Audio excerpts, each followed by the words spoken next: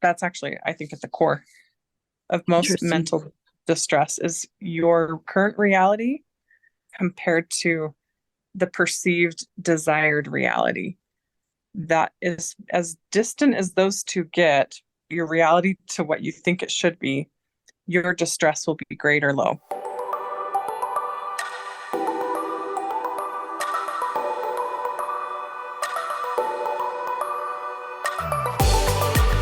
Welcome to episode 3 in our 5-part emotional resilience series of 2023.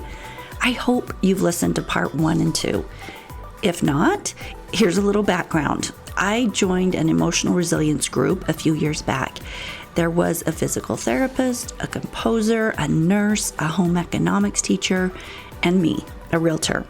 We did not know each other beforehand, and we were doing this course online because it was during COVID. This group was put together by the Church of Jesus Christ of Latter-day Saints in an effort to support people in learning emotional resilience. Well, the class focused on learning and practicing both spiritual and practical skills so that we could better take care of our minds and our bodies, our emotions, our relationships during this time. And I know throughout the class that everyone took different things from it because that's just how it works. We're all in different places on this path. It was a 188-page booklet. It was a 10-week course, and I really thought that it was wonderful. I've pulled from it my top things that felt supportive to me, and I want to share them with you in your own quest for choosing emotional resilience skills that you can work on to better support your own emotional work. I feel like we're all doing emotional work all the time, and if we're not, we should be, because that is where all the battles are won or lost, is that emotional mental work. So becoming emotionally resilient, that's something we can work on every day, and that's what these 5 episodes are about. Today, I have included some clips from a mental health discussion that I had with Catherine Reynolds.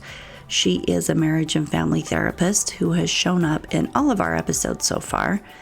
And also parts of a discussion that I had with Brigham Haynes. He's the host of Consider Everything podcast, a podcast about mental health. So take from this episode what resonates with you, that you may navigate your life with a bit more resilience, one step at a time. This episode, part 3, is all about managing stress and anxiety for emotional resilience. Stay tuned for stories and insights from professionals.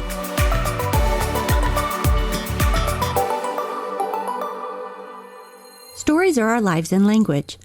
Welcome to the Love Your Story podcast. I'm Lori Lee, and I'm excited for our future together of telling stories, evaluating our own stories, and lifting ourselves and others to greater places because of our control over our stories. This podcast is about empowerment and giving you, the listener, ideas to work with in making your stories work for you. Story power serves you best when you know how to use it.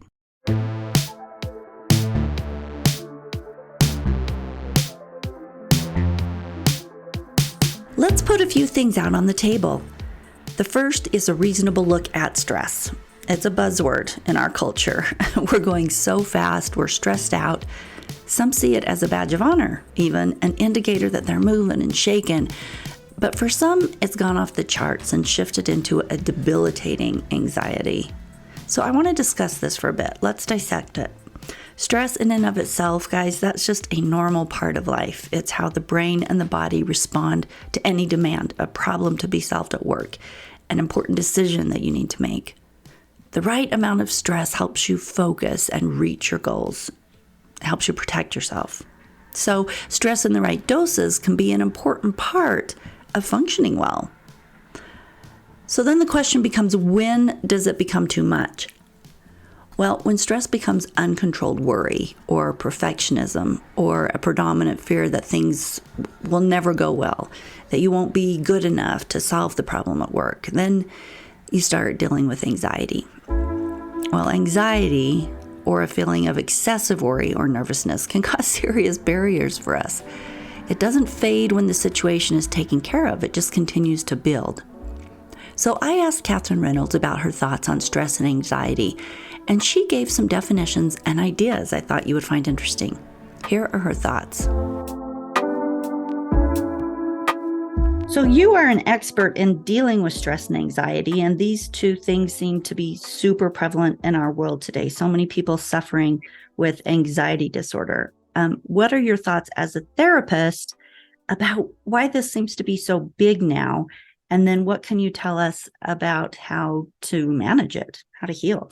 I think they often are written together or said together. I have so much stress and anxiety. They don't have to both exist at the same time.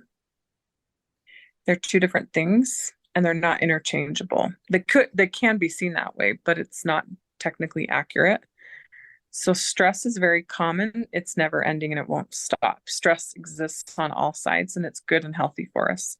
It's like the definition is a state of mental or emotional strain or tension resulting from demanding circumstances. Which Like, in the in the right situation, that helps us perform actually. You know, you feel a little bit of stress, so you do your homework or you do the preparation for your speech or your presentation. You care about your relationships, so you take care of it. Like it's you care about your kids, so you stress about them. There's a stressor, but it's a circumstance, it's not a state of mind. Okay. So if you go to anxiety, that's typically even a mental illness or it's a choice due to your own thoughts. Like you can make yourself anxious. Like your body could actually start to respond, even if it's not your mental disorder, because you encourage that kind of like those faulty thinking patterns, like we just talked about. But life will always be stressful, but this is the difference. Like symptoms for generalized anxiety disorder has to exist for 6 months or longer and be persistent worrying in a number of areas that are out of proportion to the impact of our current events, right? Or overthinking plans and solutions to become like to all the possible worst case scenarios. This is when you know that you're above and beyond just normal stress. You're starting to create, like you described, the extreme. Indecisiveness, fear of making decisions, inability to set aside worries, inability to relax. I mean, the list goes on. And why do you feel like that's so prevalent now? Like growing up, I don't remember it being the catchphrase or the thing people were worried about. Anxiety. Yeah, it's overused. It's because most people could say, I just feel really stressed or I'm going through a lot of stressful circumstances. It's like, yeah, that's probably accurate. Are you having true anxiety about it? Well, this is why I offer these symptoms from the Mayo Clinic. There's some really distinct things that are connected to the diagnosis, but anxiety is not necessarily, it doesn't have to exist unless you have, like I said, a diagnosis. But what are your thinking patterns to help you reduce some of those tendencies? I think that we're fixated on we don't know quite how to manage it. I think in our society, we're very bombarded with a lot of stuff and high expectations and performing, which I know later we might discuss a little bit more on that, but it's intensified because there's so much awareness of other people more than we ever did. I mean, I'm 40, so the internet came out when I went to college, literally. I mean, like, the email opportunity to start emailing. So we didn't have ability to look at everyone else's lives, how they're functioning, what they're doing, what they're not doing. So I think there's a ton of comparisons going on, which creates in us like a sense of not being enough or doing enough. And that's probably part of it. That sense of not being enough causes internal anxiety, I guess, for a lot of people. That's actually, I think, at the core of most mental distress is your current reality compared to the perceived desired reality. That is as distant as those two get, your reality to what you think it should be, your distress will be great or low.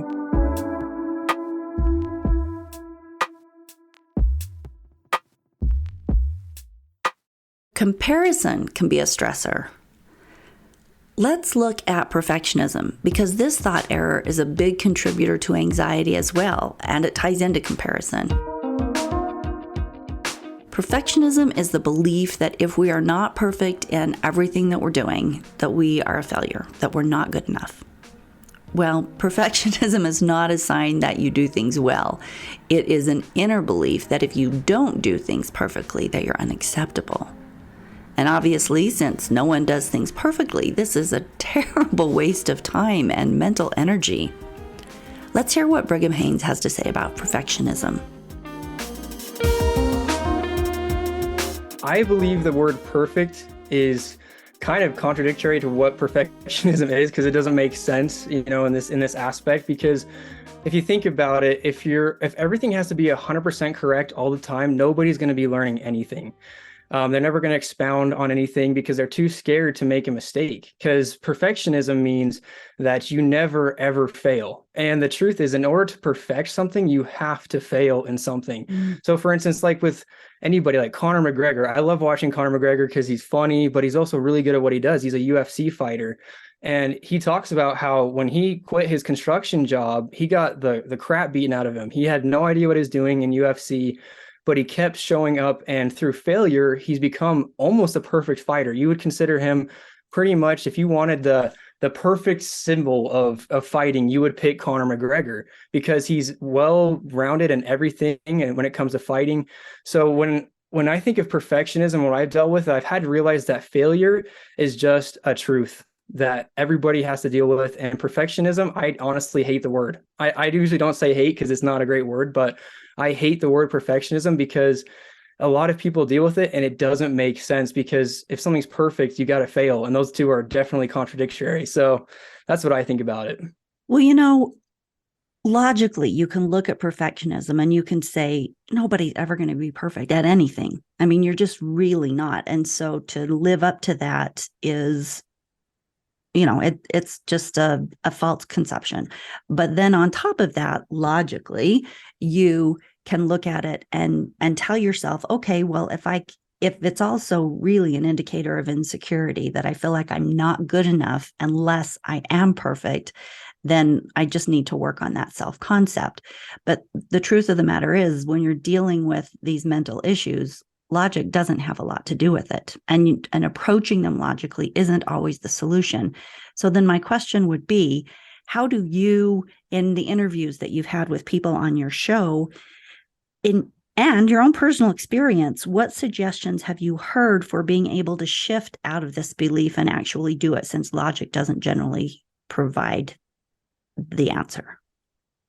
That's a great question. So I've talked with lots of experts in different, not lots of experts, but a few, because my podcast is new, but I've talked with a few experts, and most of the things that they are suggesting is to just start lowering your expectations. And it takes a lot of practice. I think nowadays, especially with instant gratification through getting any information you want, people are expecting things to just happen suddenly.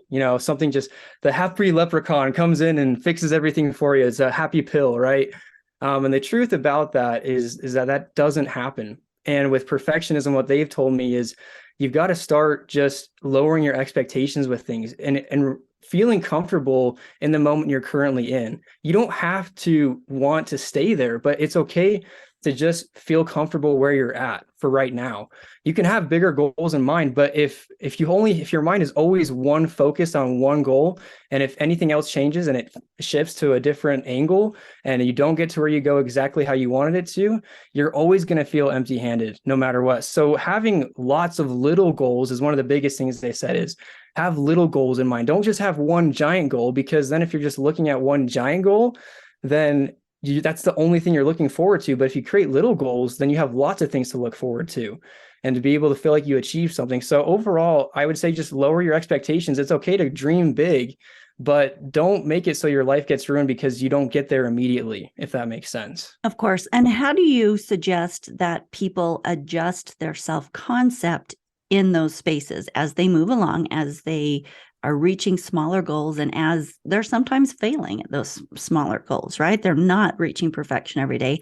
How do you adjust your self-concept to be okay with that? How do you start getting healthy with the idea that failure is acceptable and part of the process, and you are not less than because of it? So one of the biggest things I've had to learn as somebody who has had to deal with perfectionism is the idea that it's okay for things to not go to plan. And a lot of times people that are perfectionists, they think that everybody's watching them every single step of the way. They judge themselves really badly. They're always like, I could have done this, I could have done that. But the truth is the sad truth is most people are just trying to live their own lives. They honestly are not focused on you. I had to learn that the hard way. My brother, I'm not going to go into too much detail, but he helped me out through this because I had this idea that everybody's watching me every single second of the day and they always are caring about what I'm doing. The sad truth is even in your family, there are people that honestly they love you, but they're not focused on you 24/7. They don't have the time or capability to. So just realizing that other people are human is one of the biggest game changers that I've had to learn, is just realizing that other people are human and they have their own lives that they're living. And another big thing with perfectionism is a lot of people tend to get into this trap of, oh, I have to be famous, I have to be this or that. But when you start looking at what really matters, so I had to start looking at what times in my life where I was the happiest. Okay, was it the time when I got 50 views on Instagram or 50 likes, or was it the time when I was with my family in the middle of the mountains and we're just having fun? Understanding and really looking back in your life and understanding what really makes you happy, right? 50 likes maybe helped you for 10 seconds, but there's a reason why you remember those moments with your family, because those were the most impactful. So looking at back in your life and figuring out what was the most impactful thing and making that the focus of your life. You can have goals and hobbies, that's fine, but look at what really truly makes you happy, not what gives you instant gratification.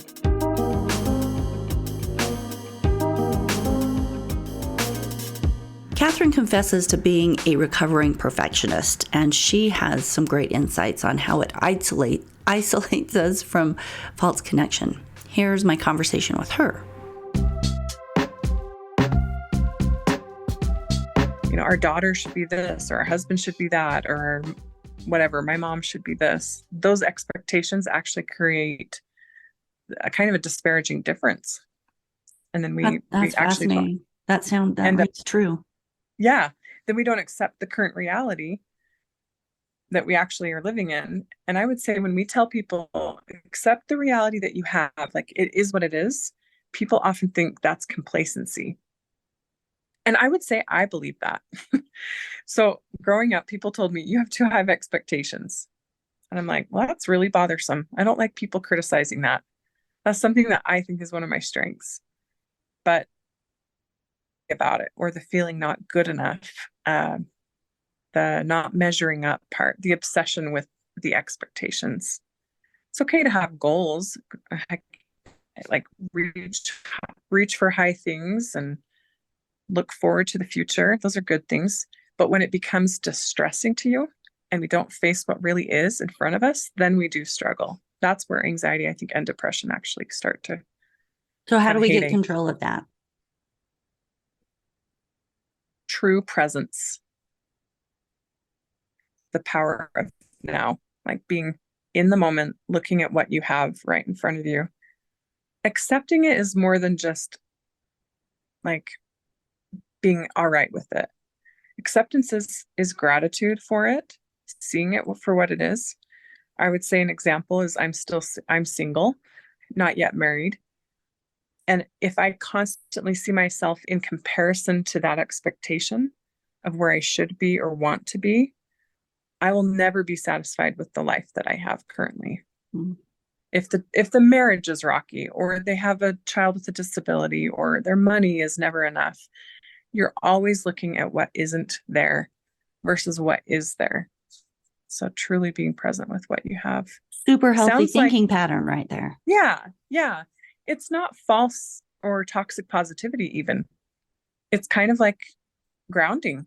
Absolutely. No, I agree. And I think that's an important part to living a good life, always going to that place of gratitude. And when you can do that within your struggles, find the meaning and the purpose and the beauty in them, mm-hmm. you are actually claiming a deep emotional resilience. Mm-hmm. That's beautiful. Yeah. Claiming. What are your thoughts on perfectionism and how this contributes to stress and anxiety? I love this question. I'm a recovering work in progress perfectionist. So, Okay, you can speak to it well. I think about it all the time. I see it in others, I see it in myself. Um, so I would say it's actually like a form of pride slash control.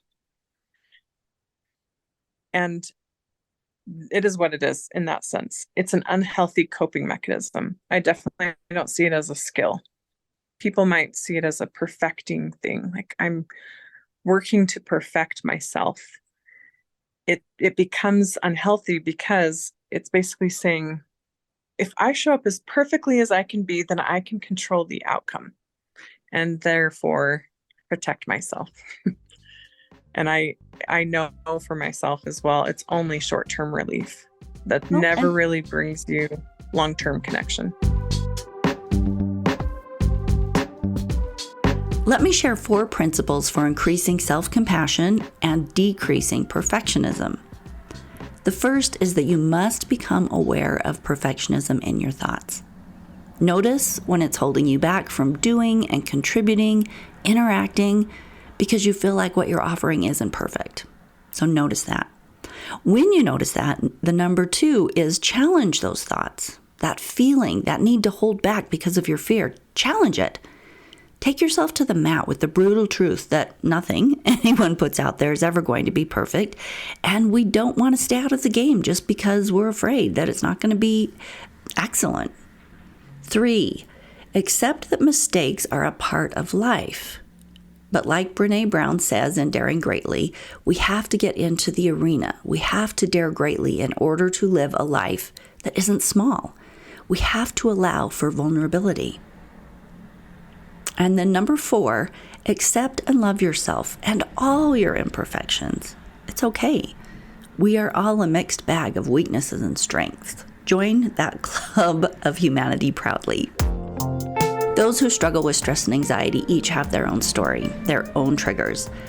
Sometimes it helps to hear other stories, so I wanted to share Brigham's story of how his anxiety surfaced and some suggestions from him on how he looks at it and manages it, what he thinks causes anxiety and depression. See if you agree. Let's move into stress and anxiety, even like a diagnosed anxiety disorder. Those can be so crippling, and we hear about it all of the time, so much more lately than ever when I was growing up. So what is your personal experience with stress and anxiety, and how have you found steps to manage it? That's a great question. That one's quite the doozy. Whew. Let's all hop in here and we'll see how this goes. So with my own personal experience, ever since I was a little kid, my mom has told me many a stories of me just being a kid who was very curious, very observant, but I also was pretty high strung all the time. I was somebody who was always had to be doing something, always had to be in the moment. And it was just a hard life for me because as my parents got divorced, I had a huge love for people growing up. And that was what motivated me. That was one thing that calmed me was whenever, that's what my mom told me, is whenever I was around family or with my brothers specifically, that anxiety and the amount of focus I was having on lots of different things, that went away. I was just being myself. I loved being around people. And then when my parents got divorced, and I won't go into too much detail, but our dad was pretty manipulative. And so my love for people started to fade away because I didn't know who to trust. And it was really hard because my dad was, saying lots of bad things about my mom. And so I believed him because he's my father figure. And then when, his story started to crumble beneath the actual truth, it was pretty hard on me because I realized everything that I thought was true was gone. So my whole love for people just kind of dissipated. And that's kind of where my fear for people and my anxiety and depression started to build, is when my true love of people kind of got tore underneath me from like a rug. That was the hardest thing. And it wasn't really until when I came back from my mission, that I really started to learn that it's okay to just start looking at your life and being okay with who you are specifically. And I don't know if you've ever seen the movie Quigley Down Under, but I liken anxiety and depression to Crazy Cora. There in the movie Quigley Down Under, there's a crazy Cora, okay? And there's a journey where Matthew Quigley, he's the main character of this movie. He has to go to this ranch because he got hired to originally to kill some wolves. So he was going there to kill wolves because they were eating up the flock. And so he was traveling from United States to Australia. And it was a big project. He was going to get paid. So he's like, yeah, I'm going down there. He's this big old Western dude. He's got a rifle on his back. Every dude wants to be this guy. But anyways, that's why I love this movie.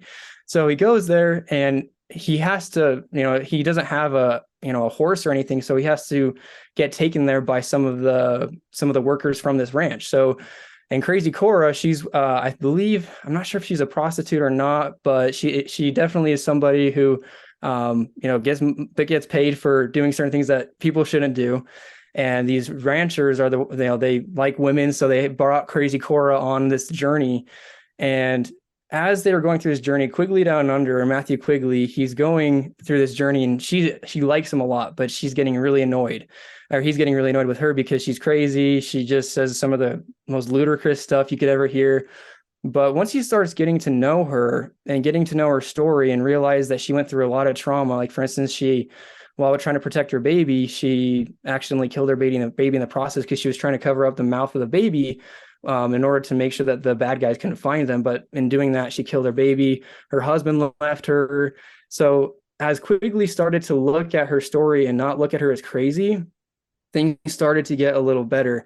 So why am I describing this story? Well, our brains are a little bit like Crazy Cora. Sometimes we don't understand why they act in certain ways. We don't understand why they force us to do certain things. Maybe we're in addiction, or maybe we're struggling with anxiety and depression in this case. And that's what I was feeling. And I had to look at myself through Matthew Quigley's lens a little bit and look at my brain from my history and realize, okay, there's a reason why I struggle with this. It's not just because I'm crazy. It's not just because, I was born with bad genetics. This is because I wouldn't say my situation was that hard compared to most people in the world, but it was rough on me, especially as a kid. So what I would say is, growing up for me, I had to just start looking at myself with a loving perspective instead of just looking at myself as crazy. And that can go with anybody who's struggling with anxiety, depression. There's a reason why you're feeling the way you are. Don't look at yourself as crazy. There's a reason, but you just got to go look for it. Self-compassion. Yeah. Okay, so when you find it, so you are suggesting that you dig through it to find that. That brings me to the question of, do you think that anxiety happens from chemical imbalances in the head, or do you, especially anxiety disorder that's very severe, or do you think that it stems from events in your life, or maybe both? So it depends on what kind of, all right, this is where it gets kind of complicated, but I'll try to keep it brief from what I've learned from experts. So with diseases like bipolar and schizophrenia, those ones you need medication. They have not been able to find a way for being able to, improve people's lives without medication. So what they found with those two, specifically bipolar and schizophrenia, is that no matter how much cognitive behavioral therapy they go through, no matter how much they change in their lives, it works for a little bit, but they continue to relapse over and over and over again, right?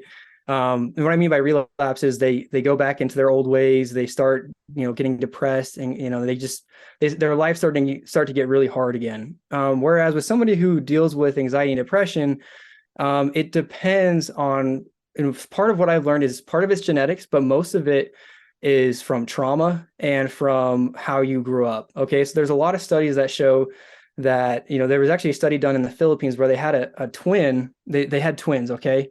In the Philippines, and one was born in a rougher neighborhood, and the one was born in kind of a nicer area. And what they found, I'm not saying this is 100% correlation, but what they found is that the twin from the in the rougher neighborhood, they had certain genes that were turned on that meant that they're having a higher level of anxiety, whereas the other twin, they didn't have those. So I would say most of it is situational from what we can see right now. I don't know exactly. I'm not an expert, so I'm no master Shifu or anything. I'm not I don't know everything, but what I've learned from experts is that most of it is situational, and trauma, specifically abuse. Abuse is one of the biggest reasons why people fall into depression. So those that, are emotionally abused, that go through bullying in high school, etc., or even from family, those are usually the ones that are going to end up with some kind of trauma, or are diagnosed with anxiety or depression.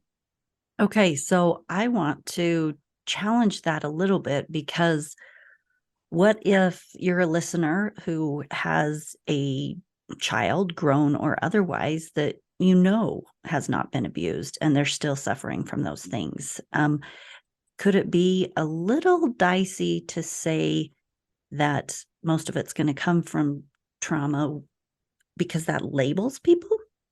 Well, I don't think we're looking at trauma at the right perspective here. Trauma can mean you're left alone. So even if you have a perfect life, so maybe you say you have a perfect life, trauma can happen in between you and yourself. It doesn't have to be from somebody else. So if you treat yourself poorly, you can develop those habits. Not everything has to be affected from other people. You can also do things to yourself, whether intentionally or not. So for instance, say somebody accidentally starts dissing on themselves all the time. That's just what they start to develop.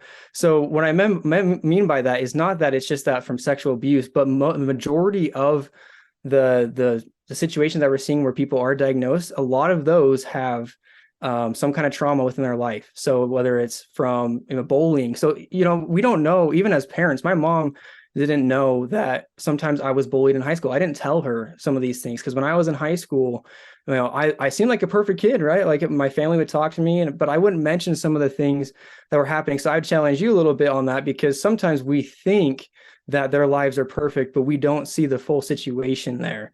And trauma can happen in any situation, not just from crappy circumstances. So yeah, like the analogy I brought up with the twins, I'm not saying that because they were in that crappy situation that's what caused it. But what I am saying is those that are either self-caused or not, it's more likely they're going to develop a depression or an anxiety disorder, whatever situation they're in. Doesn't matter if they're rich, poor. So if I ask you, what do you think are the greatest causes of mental health issues? What I'm hearing you saying is that that's coming from trauma.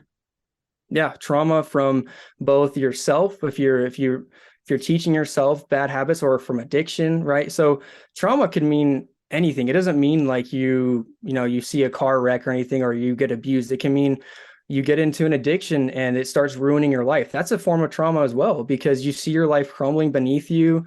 So what I'm saying is that anxiety and depression oftentimes can be something where, whether intentional or not, it's making it so it's making our lives hard.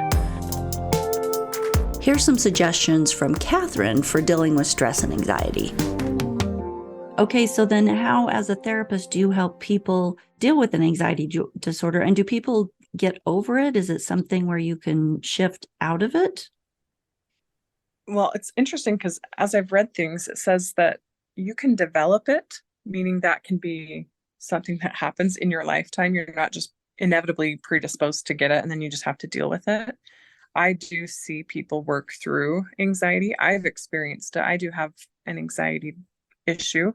I am currently treated for it, and I feel like I've had to work and do things for it to be less intense.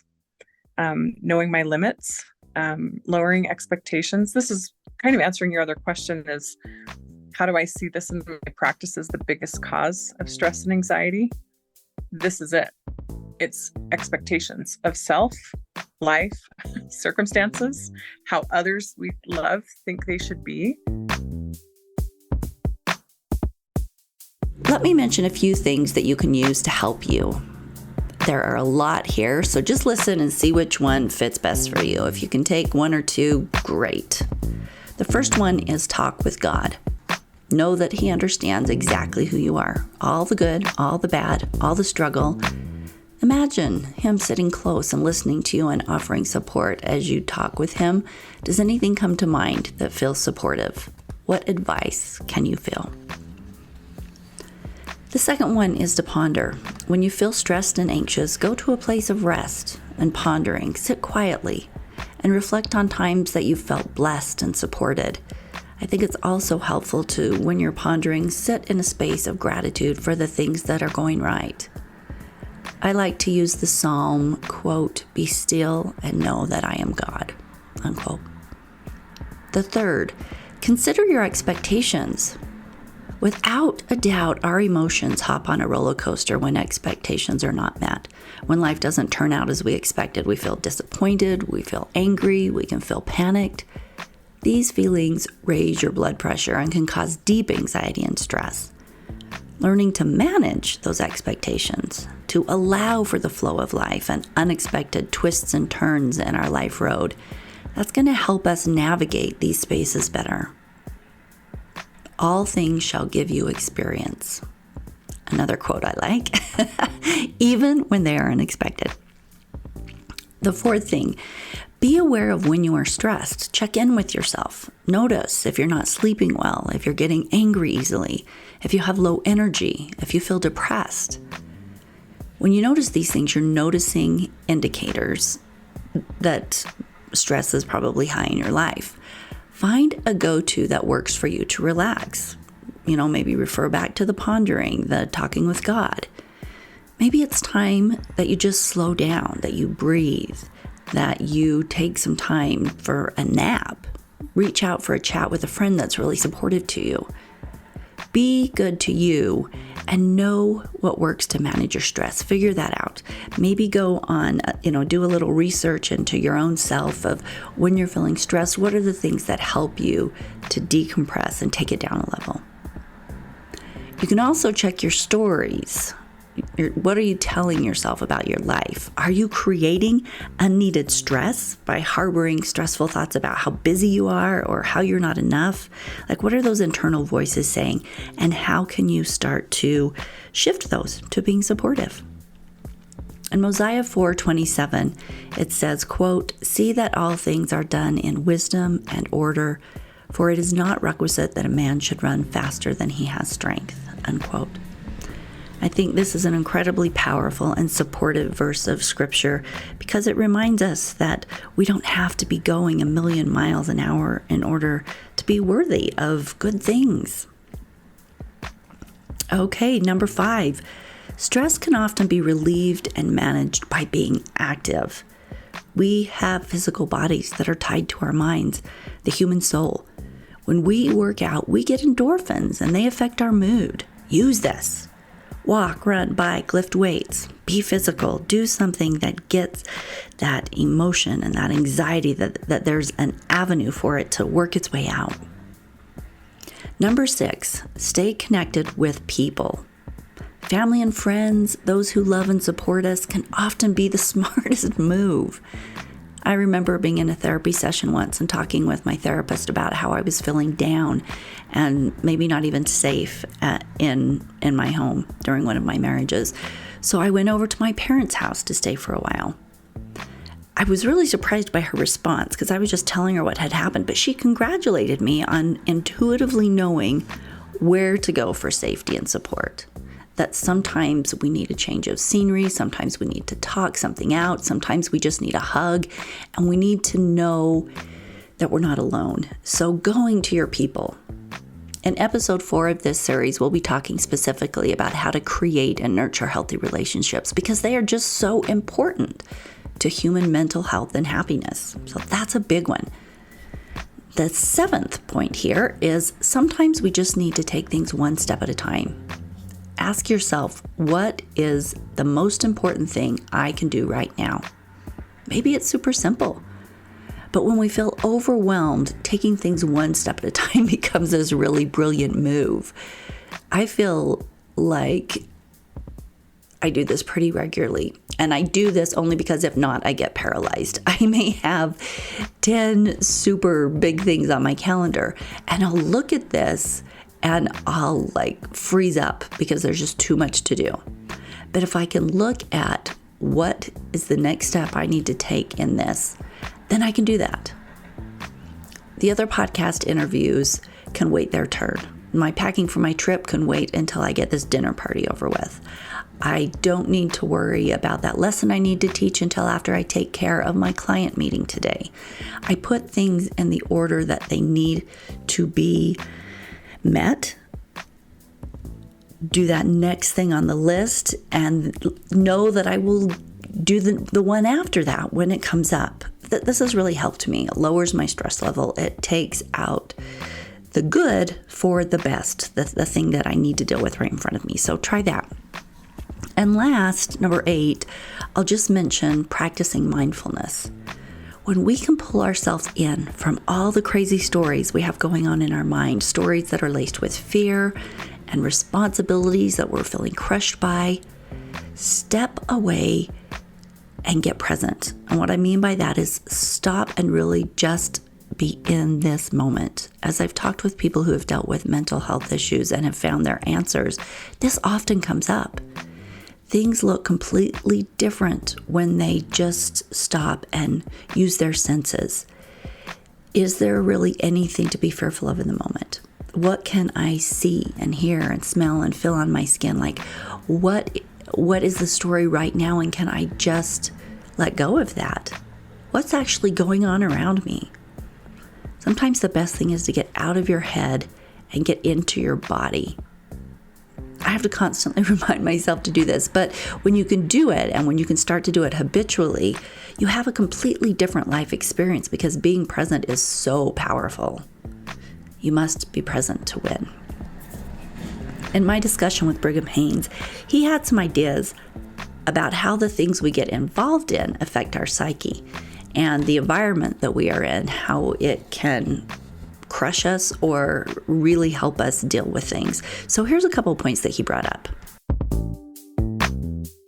So one thing I want to mention as well, Lori, is people that, like I was saying before, you could have somebody who's in the wealthiest situation ever, right? Everything, if you're looking at an outside perspective, they have everything together. They got money, they've got a perfect family, they've got everything that you think would be needed in order to avoid a mental health situation where it's undesirable. Well, the truth is when you're doing things that are destructive, you can do those things even when you're in the best circumstances, right? So for instance, what kind of things? Yeah. So pornography is a big one. Whether people want to agree with me on this or not, this is kind of a hot topic, but pornography is pretty big, destructive wise, especially with families, I would say, especially I was actually talking to an expert, my uncle, Dr. Jeff Anderson. He's a brain neurologist. So he studies the brain. And he was saying that technology and pornography has really affected the young women nowadays. So with young women, since a lot of men are watching pornography, and a lot of times the women are dolled up, they look perfect. And these videos, men expect that or they're assuming that that's how it really is in reality. And the truth is now women start thinking that in order to feel that way, they have to dress really scantily. They have to dress this way in order to get any kind of attention at all. And whether intentional or not, that's how they feel, because men won't really look at them unless they're showing a little bit of the bottom side, and trying to show off more. So what I'm trying to say here is people that, seem to be they have the most ideal situation, they can still get into those situations that are really bad for them. So for pornography, heroin, etc. So no matter what we're doing, people can always end up doing things that can cause them anxiety and depression. And oftentimes we'll see a connection here. I'm not saying that's a correlation, but a connection here is people that do things that are destructive, like pornography, drugs, whatever can be destructive, which most of us know. Those things end up leading towards anxiety and depression and feelings of uncertainty and self-worth. Like I was saying, sometimes people get into things even when they don't seem like they should, like they're in the perfect situation to not be able to fall into traps. But oftentimes, even as parents, so my mom, for instance, I know I already mentioned this, but I'm not going to go into too much detail, but I got into a pretty heavy addiction when I was young. Like, my mom was super loving. She tried to do the best she could. My stepdad, he's an awesome dude. We looked up to him. But that didn't stop me from getting into an addiction that I didn't realize was going to be bad until I hit like 18 or 19. I didn't realize it was going to be something that was going to start like damaging my life. So one thing I would say about this is just because somebody doesn't seem like they should struggle, even if you know them and they're super close, don't assume that they're not going through something, because anybody can fall into this trap. Pick your friends carefully. Pick the people, really understand, like, for instance, with my dad, okay? He's my dad, and I want to love him, and I want him to be part of my life, but I had to look at it and say, he's my dad and he's my biological dad, but he adds nothing to my life right now. He just makes it worse. And anytime that I'm around him, he makes me not like people. He makes my life miserable. So if I'm talking about one of the biggest things that can change somebody's anxiety and depression, this is from Dr. Jeff Anderson, and he says the environment is the biggest reason why people fall into depression, anxiety, or why they continue with it coping, is because their environment currently causes them to feel that way. So if you have friends and family that are causing a lot of damage to you, it's okay sometimes to be like, hey, right now I love you, but I cannot deal with this right now. I know that's a really hard step, but what I've had to realize is that there are people that want the best for you, and there are those that just are all about themselves. For many, anxiety is no joke, no small thing, like it's a diagnosed anxiety disorder. It's not just feeling intense stress, it's like a full mental attack. I know someone who had to pull their car over during an anxiety attack. They were shaking and drooling and even passed out. Thank goodness they pulled the car over. A friend had to come and find them and help them out of that space. Healthy tools that help us get present, help us release that fear of the future, help us shift into simple versus overwhelming. These are key to emotional resilience. And I'm not qualified to speak on severe anxiety attacks. I don't pretend that I am. Sometimes you need medication or a doctor's help. Like, the tools that we've talked about today are powerful. So seek to understand and implement them as they work for you.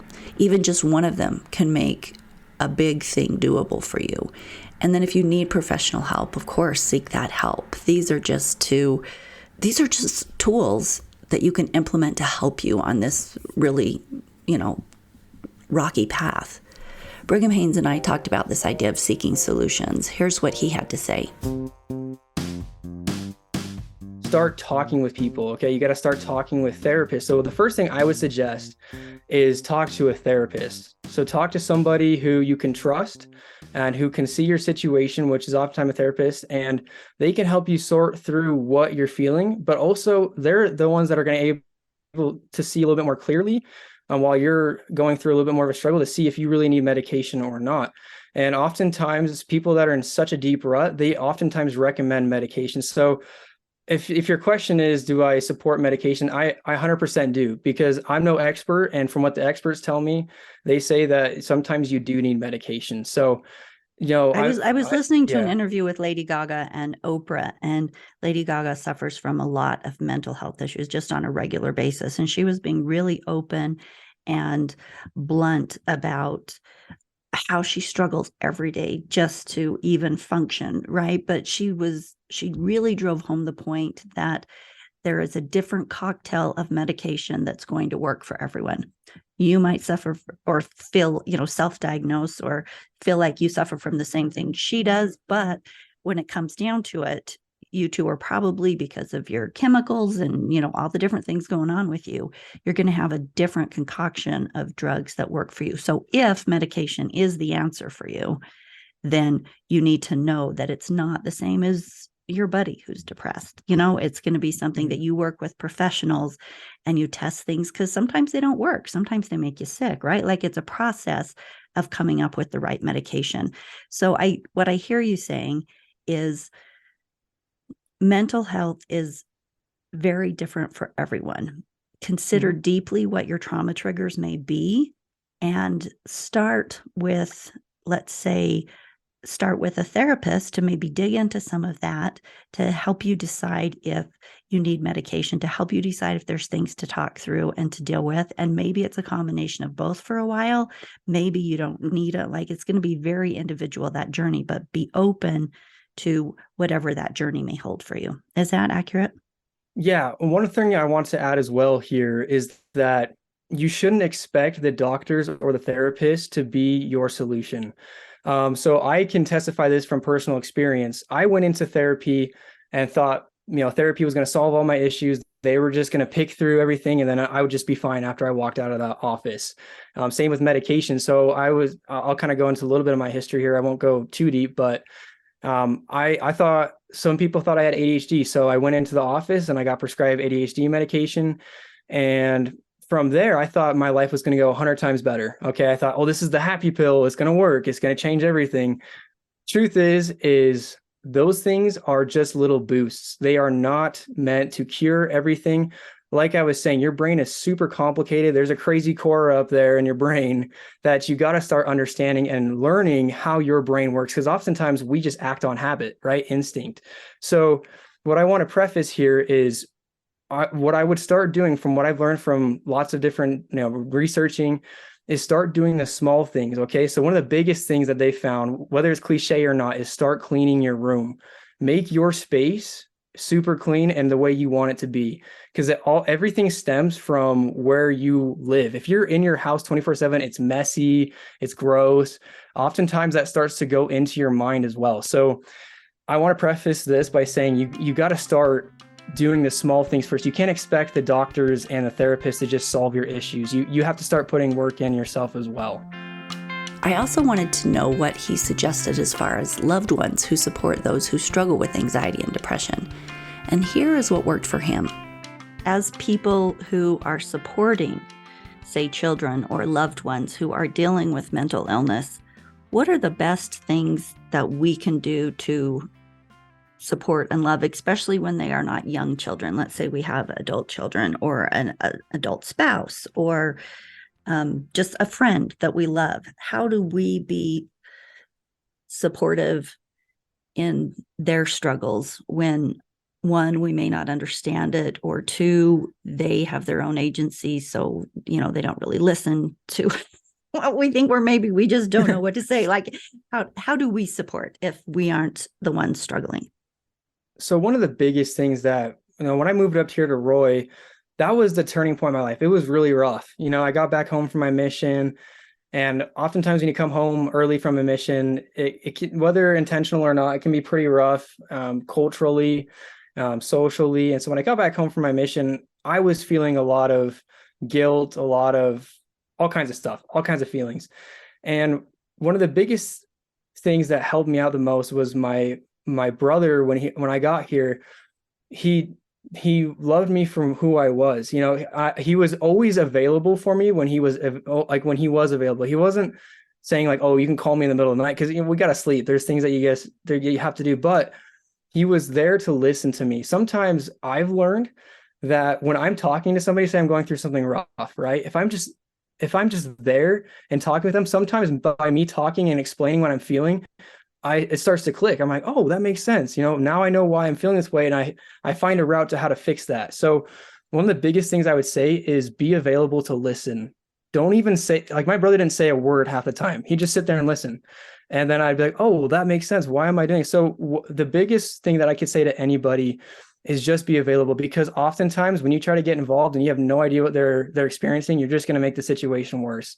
For instance, when I was growing up, this kind of happened to me. Sometimes family members would try to step in and just give me advice, but that didn't really help. But when they would just listen to me, that was the biggest game changer, is because somebody who deals with a mental illness, sometimes they don't even understand themselves. So if they can sometimes just talking with somebody or just having somebody in front of you and hearing what you're saying, really understanding and talking to somebody and thinking about what you're saying before you say it, helps people to look at, okay, maybe that's not the right way to look at it. Maybe there's a different angle here. So actually, that's part of the reason why cognitive behavioral therapy is so impactful.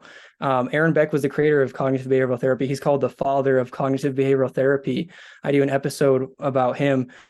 And what that is basically, instead of a therapy telling and analyzing somebody, what they do is they have the person talking to them, but then they question some of their views in life. Like, oh, does that really make sense though? Does is that really logical? Do you think, thinking that way that everybody hates you is really logical?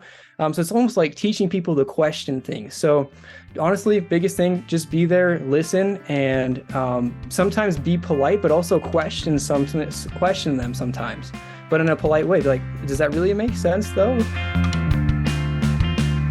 It's my hope that you've received even just one small thing that you can use moving forward. Practice it. That's how we get emotionally resilient. We practice these emotional resilience tools. Natalie Goldberg, one of my favorite writers, said, quote, "Stress is an ignorant state. It believes that everything is an emergency. Nothing," she says, "is that important," unquote. Which I think goes hand in hand with these words from Virginia Woolf. Quote, "No need to hurry. No need to sparkle. No need to be anybody but yourself," unquote. When the idea of living big that is so popular right now is crippling, set down into the basics of just being you, whatever that looks like right now, because that is living big. You are worthy of being here, worthy of having this life experience. And it's just fine to take it slow and intentionally create whatever it needs to be for you. I have to tell you, in my life, I have gone speed. It's been all about accomplishment. And the last few years has been a really interesting shift for me. It's been a shift down. And I haven't even known how to interpret it, just that my mind and my body are causing me to take that shift. So these things that I'm saying, I'm also saying to myself. And intuitively, I know that they're right. It's just sometimes hard when you are strung, you're wired to go fast and to go hard and to feel like that's where you're building worth. That going slow, that living in a space that's not 100 miles an hour is also worthy and also beautiful.